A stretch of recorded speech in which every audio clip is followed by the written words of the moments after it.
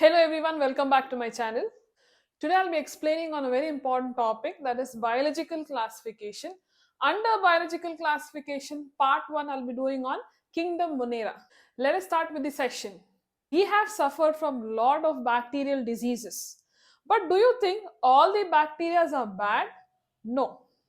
There are a number of varieties of bacteria which form their own huge kingdom. Each bacteria plays its own role in that huge kingdom, and this belongs to a very important kingdom that's called as kingdom Monera.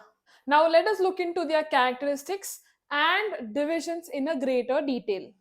Kingdom Monera, where monos means single, which includes prokaryotes and shows the following characters. Number 1, they are typical unicellular organisms. Here, the genetic material is naked circular DNA. A nuclear envelope is absent. Subcellular organelles in the cytoplasm present will be ribosomes and chromatophores. Number 2, gas vacuoles are present in the bacteria. Why? It helps in maintaining the buoyancy of the cell. That is, it can balance the bacteria to move up and down in the water column, mainly to obtain the oxygen and light. Number 3, predominant mode of nutrition is absorptive. That means they are mainly coming under heterotrophic nutrition. But some groups are photosynthetic, which can be also called as holophytic, and chemosynthetic. Number 4, here the organisms are non-motile or move by beating of a simple flagella or by gliding.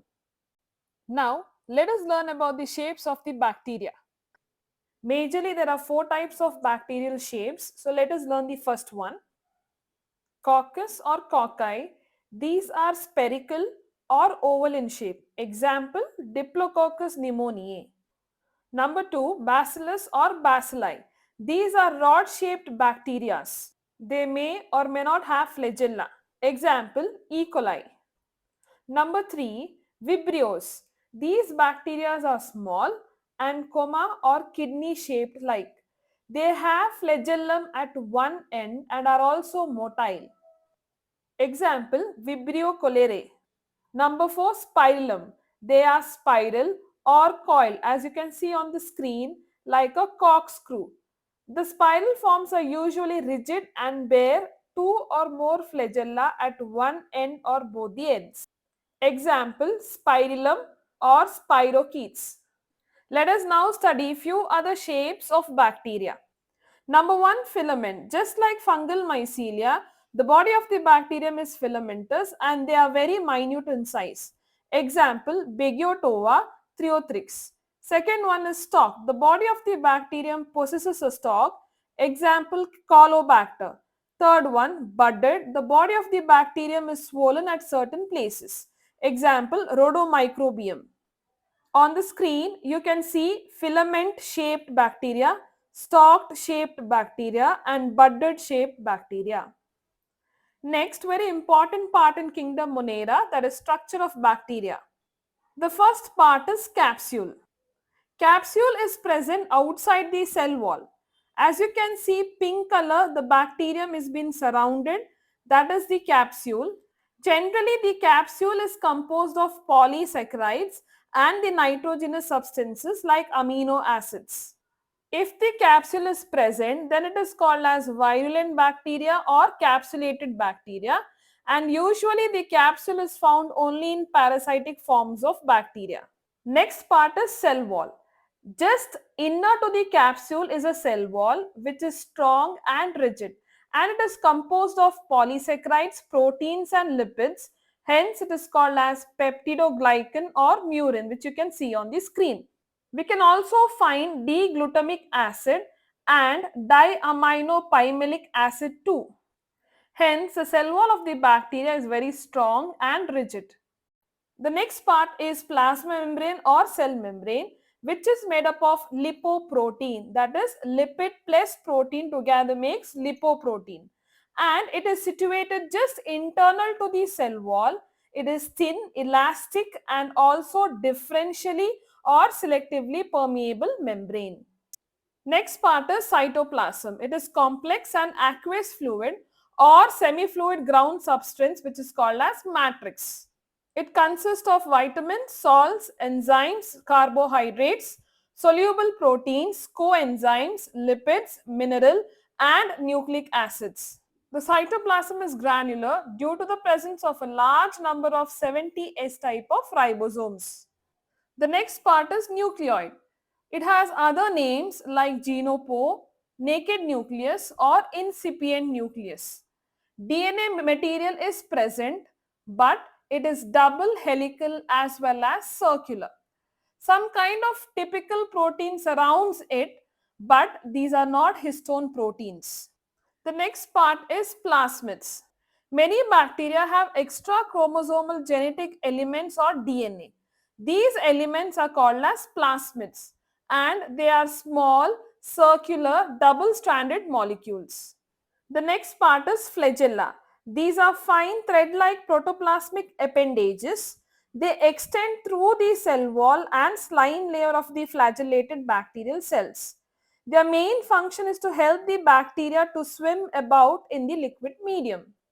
And the last part in structure of bacteria is pili or fimbriae. Besides flagella, there are certain tiny small structures which is called as pili. They comprise of pillin protein and this structure is very important for the reproduction process. They consequently measure about 0.5 to 2 micrometer in length and 3 to 5 micrometer in diameter. And the last session in part 1, that is Kingdom Monera, is nutrition in bacteria, which is a very important concept for your theory as well as competitive examination. On the basis of nutrition, bacteria is categorized into two different types. The first one is autotrophic nutrition and the second one is heterotrophic nutrition. Under autotrophic nutrition, bacteria can show two types of nutritions. One is photosynthetic autotrophic nutrition. The second one will be chemosynthetic autotrophic nutrition. Wherein under heterotrophic nutrition, where maximum of the bacteria shows this type of nutrition, there are again three different types. The first one is saprotrophic heterotrophic nutrition. Second one is parasitic heterotrophic nutrition and third one is symbiotic bacteria. Under saprophytic heterotrophs, again there are different types of bacteria. I've already told you they can show obligate saprophytic nutrition, facultative saprophytic nutrition. Under parasitic heterotrophs, they can be obligate parasites or facultative parasites. First, let me explain you about the autotrophs. Those bacteria which uses light energy or chemical energy to synthesize their own food is called as autotropic nutrition. Based on the two energy, that is light energy and chemical energy. If it is light energy, then it is called as photosynthetic autotrophs. If it is chemical energy, then it is called as chemosynthetic autotrophs. What are photosynthetic autotrophs? These are the bacteria which uses light energy to synthesize their own food. What about the pigments? Pigments are present inside the cytoplasm of the cell. In photosynthetic autotrophs, the photosynthesis is non-oxygenic because the hydrogen ions are received from the inorganic sulfur compounds like H2S or thiosulfate or certain organic compounds. Few examples of photosynthetic autotrophs. First one, purple sulfur bacteria. Second, green sulfur bacteria, Chlorobium theothrix. Third, purple non-sulfur bacterium, that is Rhodospirillum rhodopseudomonas. The second major type of autotroph is chemosynthetic autotrophs. Here the bacteria uses chemical energy to synthesize their own food. They are also called as non-photosynthetic autotrophs. This is because pigments are completely nil or it is absent.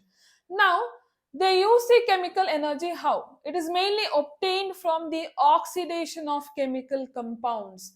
That is how they use the chemical energy to prepare their own food. Nitrifying bacteria is a very important example which is coming under chemosynthetic autotrophs.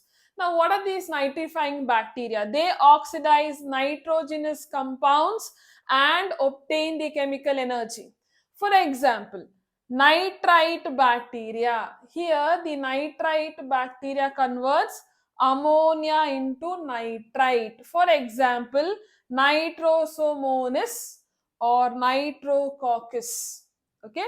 Second example is nitrate bacteria, which converts nitrite into nitrates. For example, Nitrobacter. And the second type of nutrition in bacteria is heterotrophs. So by the name heterotrophs itself, they receive their own food. They do not prepare or synthesize their food. So they receive their own food with the help of organic matter or living organisms. How? So there are again two types. One is saprotrophic bacteria and one more will be parasitic bacteria. So saprotrophic bacteria are those bacteria which receive the food with the help of dead and decaying organic matter. Under saprophytic bacteria, again there is two types. First one is obligate saprotrophs.